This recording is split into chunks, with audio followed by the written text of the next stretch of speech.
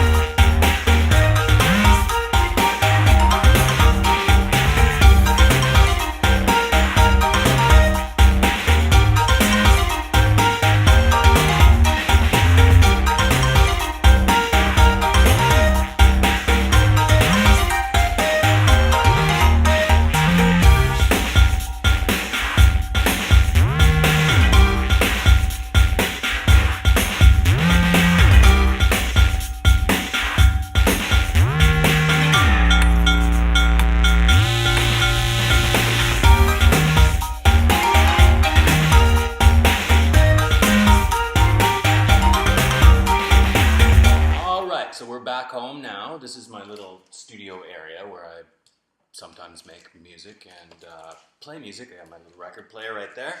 And I got my bag from Pack Rat Annie's. And so I bought a few records. I bought everything on vinyl and got an Exclaim one that was there. So we'll take a look in my bag and see what I got. First thing, Kiss. This is a live one.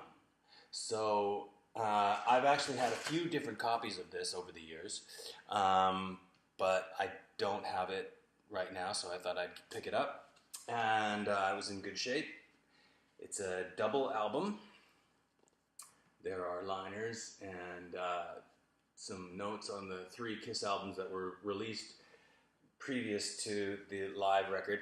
They did release these records, and they did have some success with all 3 of these records. But the success of Alive is really where Kiss took off. It really can't be understated what Kiss did to me as a child. It was like being molested by rock and roll. This was one of the first records I ever heard from Kiss. I think actually, though, the first record I picked up was Destroyer. Destroyer was actually the first record I ever bought with my own money at a Kmart in Calgary, Alberta. But this was probably a close second. Kiss Alive, absolutely a fantastic document of live music in the 70s. And, you know, I've kind of outgrew Kiss. I gotta tell you, I don't listen to Kiss too much anymore.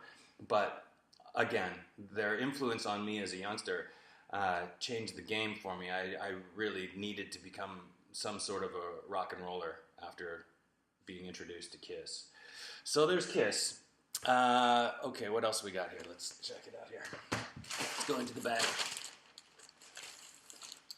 Ah, yes. Elvis Costello, Blood and Chocolate. I have a few Elvis Costello albums. I don't have this one, so I thought I'd pick it up. There's some great stuff on here. Uncomplicated starts off. Honey, Are You Straight or Are You Blind? Crimes of Paris, Poor Napoleon, I Want You. I Want You's on this album. That's really the key why I picked this up, is because I Want You is one of my favorite songs. And again, I didn't have Blood and Chocolate. Elvis Costello and the Attractions. If you don't have Elvis Costello in your collection, you're ridiculous. Go get one of these records right now. This one, go get it. Pick it up. All right, what else is in my bag? This I've never seen before. I found it in the collection, and it's sealed. This has never been opened, so it's in a jacket, but it's got another plastic wrap over top of it. It's never ever been touched, and it has two babies on the cover, a black baby and a white baby, apparently sharing a bottle of something. We don't know, and it has a whole bunch of artists on it. It's the AMC Cancer Research Institute's Foundation's benefit album from the 80s, 1986. 1986. Live for Life. So this has got Bob Marley, Stuart Copeland, REM, The Alarm, General Public, The Go-Go's, Oingo Boingo's on here, Sting, Squeeze. And all of them are tracks that I've really never heard. You know, except for the Bob Marley one, I've heard that, and the General Public one, Tenderness, I've heard that one, but awesome. You know, sometimes because when you play a record, you're limited to listening to that artist, which I really, really like. You have to give the whole record a listen, and you're listening to one album, you dive into it. I love that. But sometimes you just want to hear a bunch of stuff, and that's why these various artists' records are kind of cool. And I have a few of them in my collection, and hopefully this is a good one. Okay, back to the bag.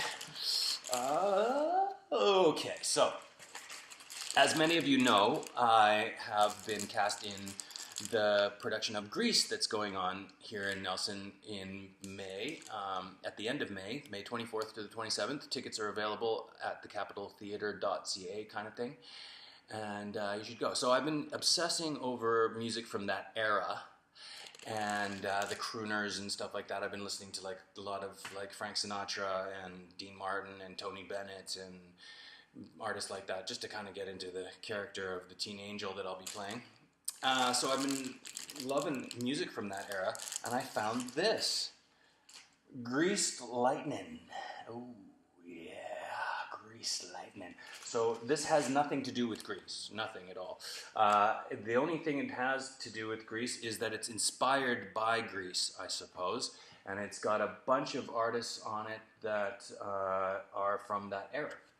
So we have the Beatles, Connie Francis, Ricky Nelson, Sam the Sham. Ooh, Sam the Sham. Love that one. The Big Bopper's on here. We've got Dusty Springfield on here. Jerry Lee Lewis is on here. Wow. Yeah, so that's going to be good. Again, it's one of those records that it has a whole bunch of artists on it, and you put it on, and it's wonderful. It's just like listening to Stingray or something like that, except it's vinyl.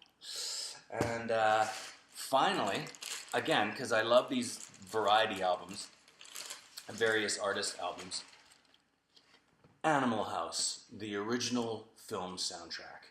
Now, those of you who have never seen Animal House, National Lampoon from the late 70s, I believe, let's put that into perspective. 1978, very good year.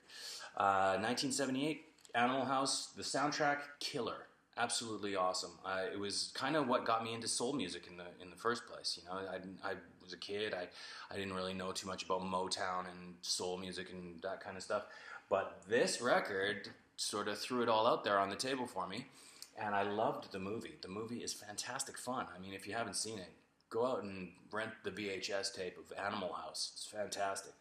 And some of the music on here, Louie Louie, Let's Dance, from Jim Lee, not from David Bowie. Shamalama Ding Dong, Shamalama Ding Dong. Come on. I mean, this is a good time. Dream Girl, Hey Paula, Tossing and Turning, Twisting the Night Away. I mean, this is a party on vinyl right here. So, again, if you don't have the record, check it out. Definitely check out the movie. The movie is fantastic.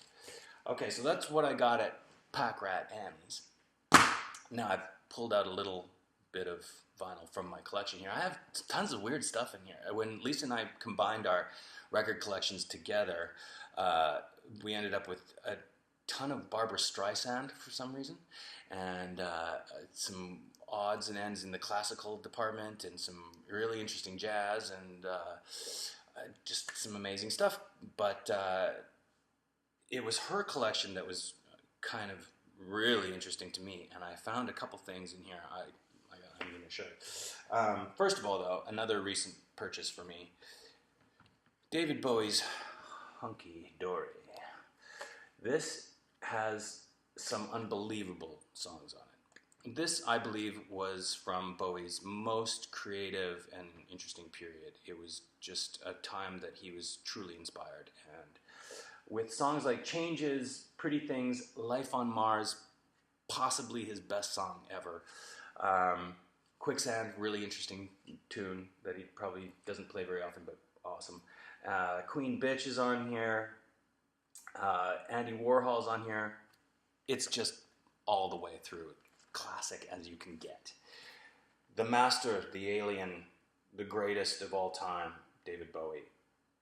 Get it immediately. Okay. Also, here's a weird one from the collection. This is actually Lisa's. Air Supply. This is Lost in Love. And as you can see, they're pretty sexy dudes. Look at that. Look at how sexy those guys are. Oh, yeah. Look at that guy. He's pretty sexy. Now, the weird thing is I got to work with these guys one time when I was working at the River Rock in Richmond. And I was like, Air Supply, cheeseball. And I listened to these guys talk to each other before the show. And this guy in particular was very, very interesting. He was pretty interesting too. But this guy, really interesting. He had all these crazy tattoos, and he took off his shirt to show his new tattoos to this guy. And honestly, he had some crazy gangster tattoos. And he had this 20-something-year-old porn star girlfriend. He started talking about all this stuff that they had done the night before. I was like, wait a second. Are we really talking about Air Supply here? Is this an Air Supply guy talking about all this? And with the tattoos and the thing and what? And it was like Tommy Lee times 20, and it's this guy, that guy. And then they started to play, and they did the show, and lo and behold, I think I knew every single song. It's amazing how many hits these guys had. It's outrageous. I mean, yeah, it's soft rock and whatever, but pretty darn good. I was very impressed by these guys, and I think they've lived a lot wilder lives than any of us give them credit for. So, my hat's off to Air Supply. One's kind of out left field, but, you know. All right. Second from last, also a recent purchase. It's actually a gift. Lisa bought me this for Christmas, and it's the best. It's possibly the greatest rock record of all time. This is Van Halen 1. And, well, you know, Dave says it all on the back there. Again, I've had several copies of this over the years. One of the copies hangs on the Jam Space wall, on the record wall in Vancouver. Marcus and I combined our record collections and put some of our favorites on the wall, and they still are on the wall. So I had to buy another one of these. Well, I mean, I didn't have to. I got it as a gift. But I have now a brand new 180-gram vinyl Van Halen 1. Every single song on here is a burner of epic proportions. There will never be a rock record this spectacular. It kicked off something that was never to be seen again, an era of rock and roll that was unprecedented, and these guys did it the best. I was able to see them in 1984, and let me tell you, it blew my mind. I can't tell you. I met David Lee Roth in 2003, and it was very exciting. I've seen them about 4 times, always amazing. Yeah, if you don't know this record, if you don't know Van Halen, I was actually one of the first Canadian kids to ever hear this record. I heard it in the summer of 1978, in July of 78, in Pasadena, California, because I had through a family member, had a connection to Van Halen. It's a long story. But yeah, I was one of the first people to hear this record, and I love it more than I can say. Van Halen. All right, lastly, this is a really weird find, and I found it in Lisa's record collection. It's called Early Riser, by the THP Orchestra, and I think that's the Toronto House Orchestra, I believe. And it says here on the back, if you take a look at the back here, there's all kinds of interesting songs, but guitars, Brian Russell, my uncle, my mom's brother. So my uncle Brian plays on this, and he's all over it. And the first song on side one is the theme from SWAT. I don't know if you guys ever watched SWAT, but SWAT was an amazing TV show back in the 70s, and the theme was done by the THP Orchestra and my Uncle Brian. My Uncle Brian played on hundreds of things, just tons of stuff in the 70s and 80s in Toronto. He was a session musician there, and this was one of the many things he did. I don't know yet if he knows that I have this, but I'm dying to show him that I do, and it's in mint condition. It's even been wrapped, sealed, fantastic. It's not sealed because I took it out to play it, and it's a great record. This is what Toronto session musicians were doing in the late 70s, and it's great. So there you go, my ode to my Uncle Brian. Cheers, Uncle Brian. That's it. That's all I have to show you. Thank you for coming, and that's what's in my bag. Peace out.